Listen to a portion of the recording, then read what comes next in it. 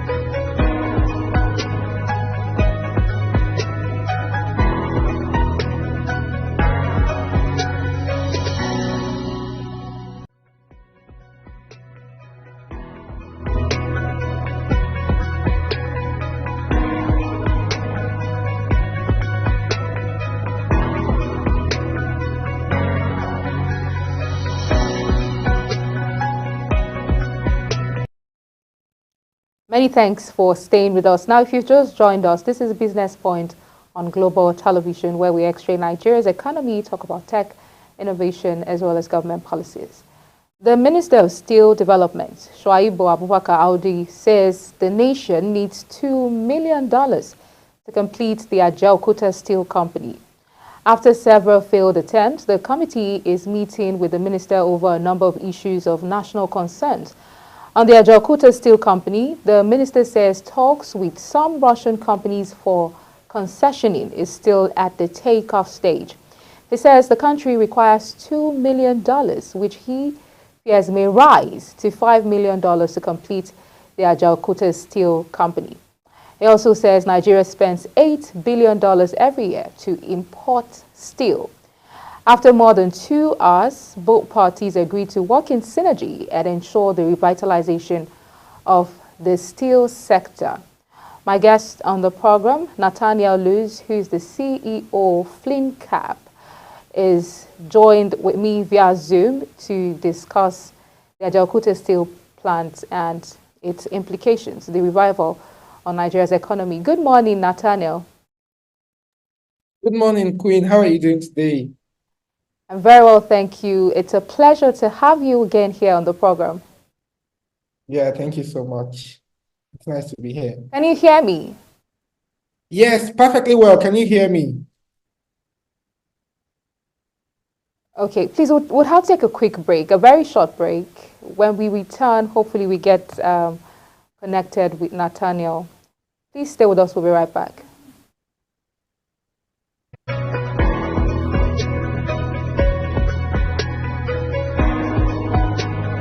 my new data is ready. Yeah. Okay. Which one will have to keep this connection like this? No, off. See that no. See that they will not.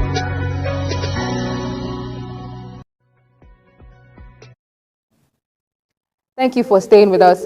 Nathaniel, can you hear me now? Yes, I can hear you. Good morning.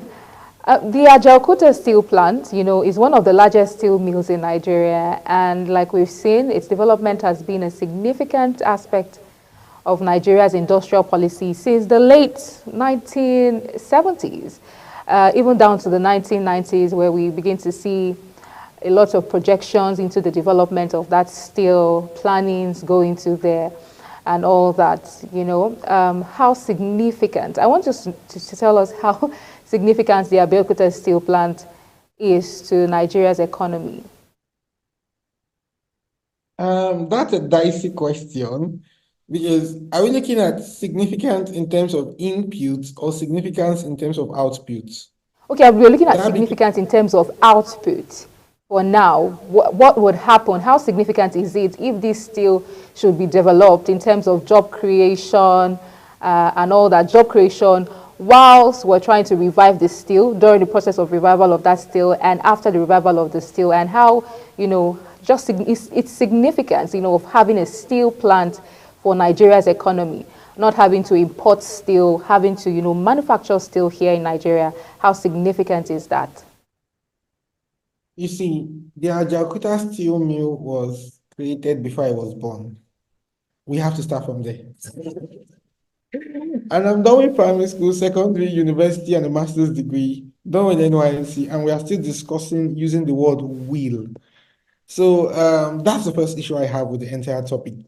By now, we should be seeing results. We cannot keep like saying will, as in 1979 till now, and we're still saying will. It can produce, it can. We should have moved from input to output. So much has gone into the input. It's time to see output, right? And personally, I feel since that we've not seen enough output for the input that has been done, maybe it's something that should be handed over to private enterprise to run. Do we need steel companies in Nigeria? Yes.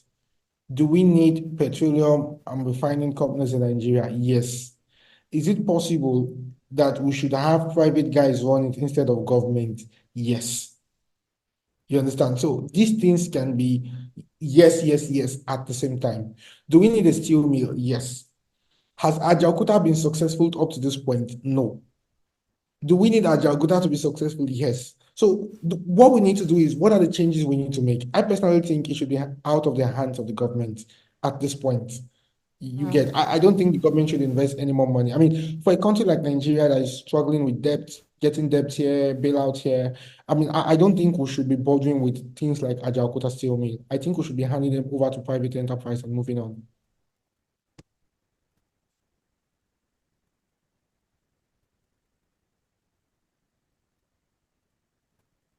Can you hear me? Yes, I can. Okay, very well said. From the late 1990s, onward, like you rightly said, we've been hearing about this plant, we've been hearing about plans to industrialize, to get it working as far back as the late 1990s. And the plant has been largely dormant, you'd agree with me, and that only limited operations have occurred. And then these steel plants, constructions and operations have also faced numerous challenges over the decades as well. We've had challenges of political instability, mismanagement, technical issues, despite substantial investment. I mean, we've read and heard about investments that are exceeding $5 billion over the years as regards, revitalizing this steel, and the plant has never reached full production or capacity. Why now is, I know I had a conversation with you off camera where you said that, this steel, much money should not be pumped into it. Why is over 2 billion naira necessary to revive the Ajaokuta Steel? I mean, even if we put this to the private sector, we sell it out to the private sector, I'm sure there'll still be some sort of revival to be done there. And how much are we looking at? But what the minister is saying $2 billion is needed to revive this steel, and it's not even certain. It might span up to $5 billion. Why do we need that amount of money to revive this Ajaokuta Steel Plant? And how do these costs break down? Okay, so first off, the technicalities around the Ajaokuta steel mill, one challenge it would have to kick off is that what was in vogue in the 1980s is not what is in vogue now. If you were to build a factory in 1980 or even in 2000 and now, the equipment you'll be using would be different. So having to revive it would be like almost an overhauling of a lot of things, right? I don't want to even go too deep into it. Steel mills can only produce different kinds of steel. So even though we have iron ore and want to convert to steel, there are different types of iron ore, right? And there are different equipment like I'm trying not to sound too technical so everybody can flow. So let's say we have iron ore one, two, three, right? The three of them cannot be refined by the same equipment. They cannot be refined by the same stuff. So different iron ore residues in the ground will have to be transported to different factories to be refined. You understand? That's number one. Number two, if we look at, like what I was saying, the air conditioners we're using 20 years ago, the cars we're using 20 years ago, and the cars of today, the phones we're using, so the equipment we've had then for the Ajaokuta steel mill, going back will be like, you see, this is a major sunk cost issue. Sunk cost fallacy is when I've poured in a lot of money into a project. This project is not working, but instead of killing it, I'm saying, let me add one more money to it. You understand? Let me add one more money to it. Let me add one more money to it because I've already invested a lot. I've invested 100 naira. Let me add 2 naira more. Let me add 4 naira more. And I add the 4 naira and it doesn't work. I'm saying, I've invested 104 naira.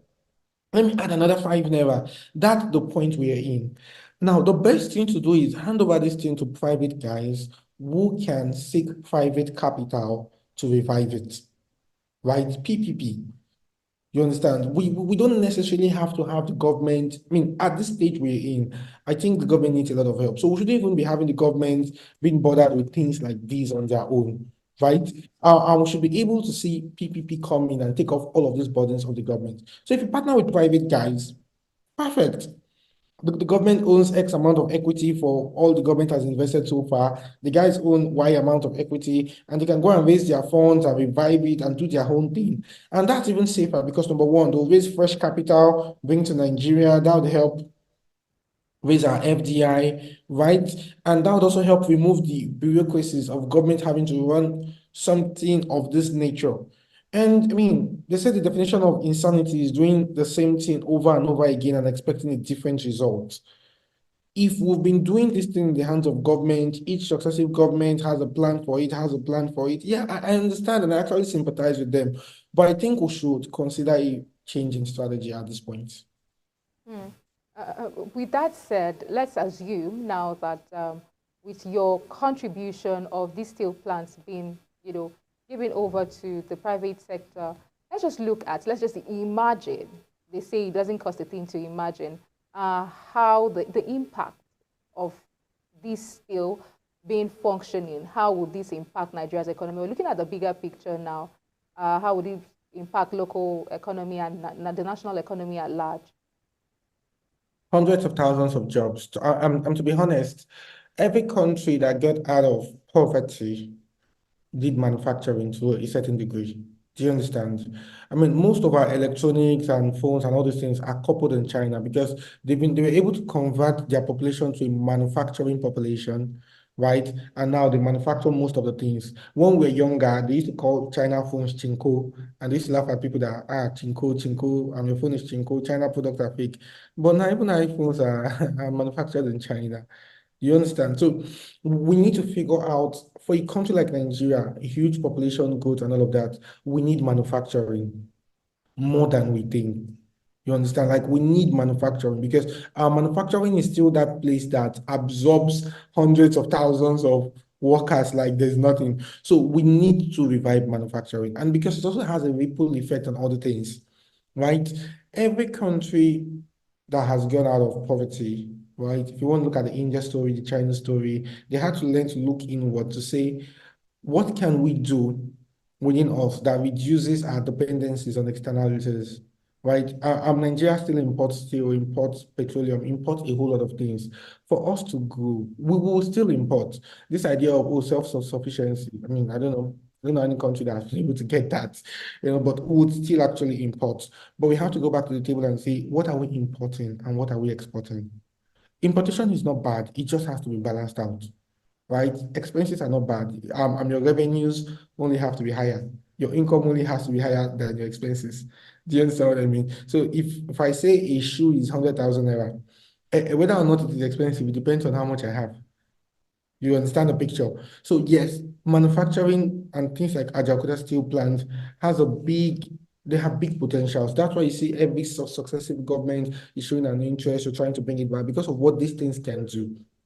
And also, when you have schools or industries, factories open up in certain regions, it has a ripple effect on the economy of that region. Do you understand what I mean? For instance, I'm here in my company in Ife, our office is in Ife.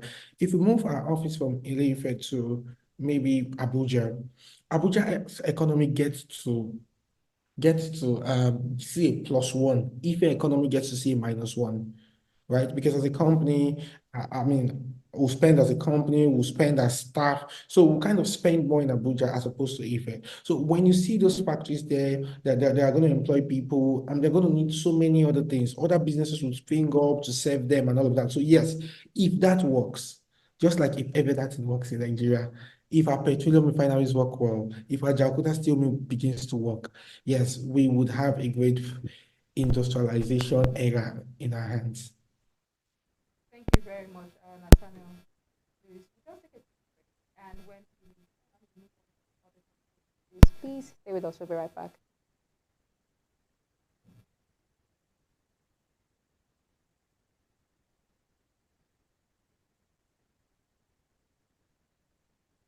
We'll take a quick break. When we return, we'll take a report filed by Kike Lomo Okere. Please stay with us. We'll be right back.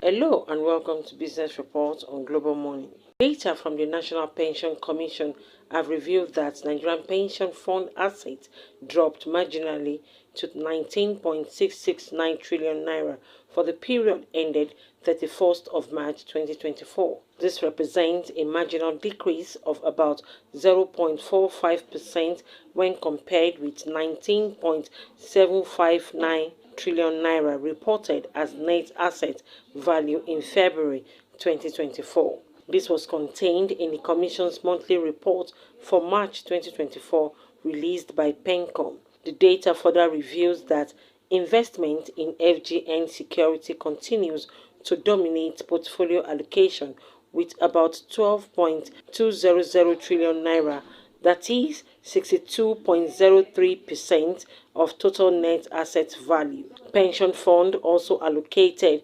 2.058 trillion naira to corporate debt securities and 1.779 trillion naira to money market instruments. Investment in ordinary shares of local companies rose by 8.72% to 2.082 trillion naira from 1.915 trillion naira in February. Fund 2, which is the default RSA fund under the multi-fund structure, maintained the largest share of the active RSA fund allocation with 8.331 trillion naira, that is 42.35% of the total fund value. Fund 3 also rose by 1.19% from 5.112 trillion naira to 5.173 trillion naira, maintaining its second position for fund allocation. Meanwhile, RSC membership for March 2024 rose by 0.22% to 10,280,956 from 10,258,611 members in February 2024. The federal government has mandated system operators in the Nigerian power industry to supply not more than 6% of total available grid generation per hour to international customers or off-takers. In a new order by the Nigerian Electricity Regulatory Commission (NEC) to electricity generation companies, the regulators stated that the priority system of prioritizing international customers and limiting distribution companies' off-take during times of imbalance in the grid is both inefficient and inequitable. According to the new order, the aggregate capacity to be allocated by electricity generation companies to international off-takers in the next 6 months shall not be more than 10% of the GENCO generation capacity. Furthermore, the new order mandated the system operators and the transmission companies of Nigeria (TCN) to install IoT meters at all off-take and delivery points of eligible customers' bilateral supplies, cross-border trades, and outgoing 33 kV feeders of the discos to provide real-time data on supply to off-takers. The new order also mandates the system operator to publish hourly reading of adherence to grid instruction to check violations of off-take contracts and also publish the previous day hourly log reading the market participants. Stakeholders in Blockchain Technology Association of Nigeria, the umbrella body of players in the cryptocurrency industry, has blamed the rise of peer-to-peer crypto trading in the country on the lack of regulation amid heightened concern that the government may ban P2P anytime soon. The president of the CBAN, Obinan Uwuno, stated this on X Space to discuss the state of the Web3 in Nigeria. The space was held against the backdrop of the recent clampdown on crypto trading by government. According to Uwuno, if the government had regulated the industry, many Nigerians would have been trading through regulated exchange and not through P2P. While the government has forbidden banks and fintech from processing any crypto-related transaction, the CBAN president expressed concern that crypto trading may soon be criminalized if nothing is done to make the government understand the business. While insisting that the industry needs regulation, the CBAN president says all stakeholders must now speak out to clear the names of the allegation of crypto being used to manipulate Nigerian currency. The CBAN president says the stakeholders must now come together to change the narrative that they are sabotaging the economy. According to him, the image of the crypto industry being portrayed by the government is not what it is. The United States government, through its regulatory agency, have clamped down on top cryptocurrency projects within the space of 2 years as it struggles to understand the complex world of decentralized finance and protect its citizens from its volatile nature. According to Crypto Potato, these clampdowns are often driven by efforts by the U.S. regulatory agency to demand compliance from crypto firms for their products and services. The list of crypto entities which were clamped down on by U.S. regulatory agency remains extensive, but some cases stood out from the rest, like lawsuits against decentralized protocols like Uniswap, crypto mixing platform like Tomato Cash, and big firms like Binance and Coinbase. Kike Lomo Okeri, Global Television News.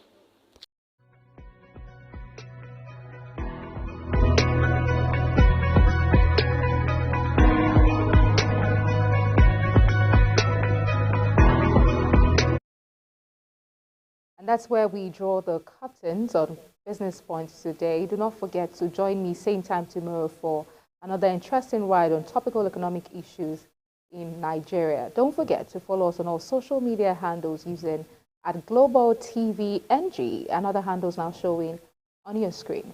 I'm Queen Agaba. Thank you for watching and see you again.